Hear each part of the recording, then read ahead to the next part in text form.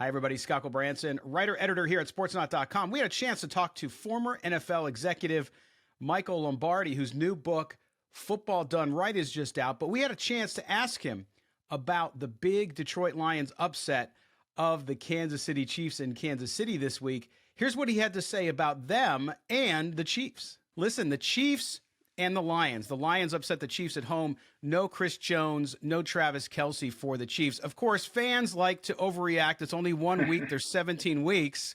But tell me your thoughts on the game on Thursday night. I wrote a column for VSiN Online today, and I kind of thought it was a little bit of a strange game. I mean, the faith that Andy Reid showed in going for it on 4th and 25, to me, indicated that he knew that A, he might not get the ball back, and B, it was hopeless. He was frustrated with his offense.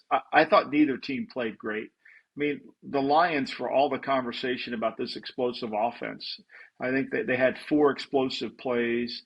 They weren't able to. They averaged 5.6 yards per play. They averaged 0.2 points per play, and they scored 14 points and won the game. So give them credit, but I thought it was a little bit of a sloppy game. Where the game changed, Scott, was in the fourth quarter. The Lions got 106 yards in the fourth quarter. They ran 20 plays, and they converted 3 of their 5 third downs in the fourth quarter. That's pretty good. And so that's where they won the game. And the Chiefs just looked very pedestrian-like. These receivers that everybody thought could take a step up didn't. And here's the alarming part, is this I'm not sold that this Lions secondary is elite.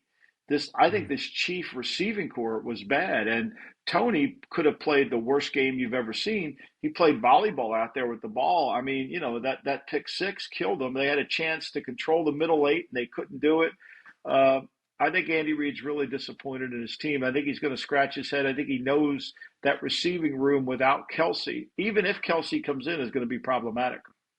Yeah, for sure. And then the Chris Jones situation, do you see that resolving anytime soon? I mean, I look, Andy Reid's such a good coach, and he's played it, I think, how you have to play it, which is like, I'm going to coach the guys we have, but clearly just not having everything settled in there makes it tough to get that team on the field and kind of defend that championship, doesn't it?